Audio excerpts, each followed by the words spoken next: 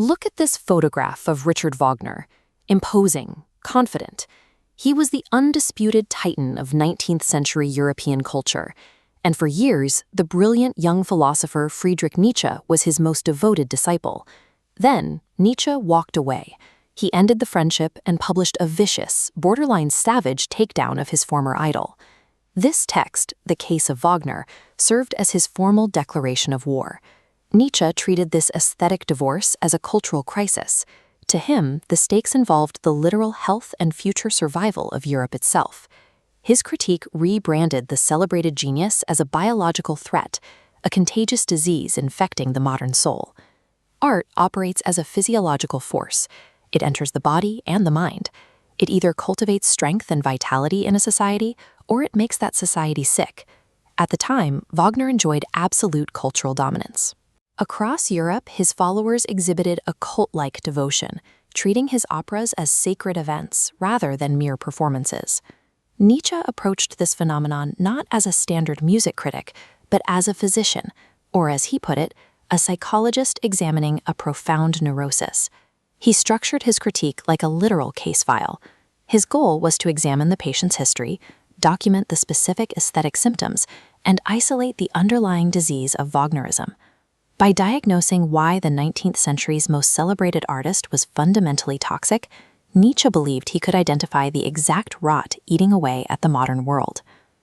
Nietzsche's file begins by stripping Wagner of his musical identity, reclassifying him as a histrio, a theatrical actor in mime masquerading as a composer.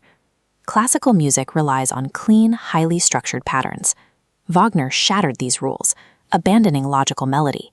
Instead, he deployed sheer sensory brutality. As these jagged fragments pulse and expand, dominating the screen, we see how Wagner used volume and emotional manipulation to shock his audience. Music was reduced to a rhetorical tool. It became a calculated mechanism designed to force a physical reaction, rather than an art form standing on its own internal logic. When an artist relies entirely on these overwhelming theatrical effects, they are usually masking a total lack of artistic substance. Nietzsche then looked at the people flocking to these spectacles. He identified the primary victims of this aesthetic sickness as the modern, exhausted masses. For nerves worn out by the demands of modern life, Wagner's chaotic music functions like a highly engineered drug. It acts simultaneously as a stimulant and a narcotic. The epicenter of this outbreak was the Bayreuth Festspielhaus. Inside this space, individuality dissolves, and the audience is reduced to a submitting, uncritical herd. This is the danger of Wagner's art. It never inspires true vitality or any sense of self-reliance. It merely whips exhausted, deadened senses into a temporary, unhealthy frenzy. Behind these symptoms lies a deeply rooted philosophical disease.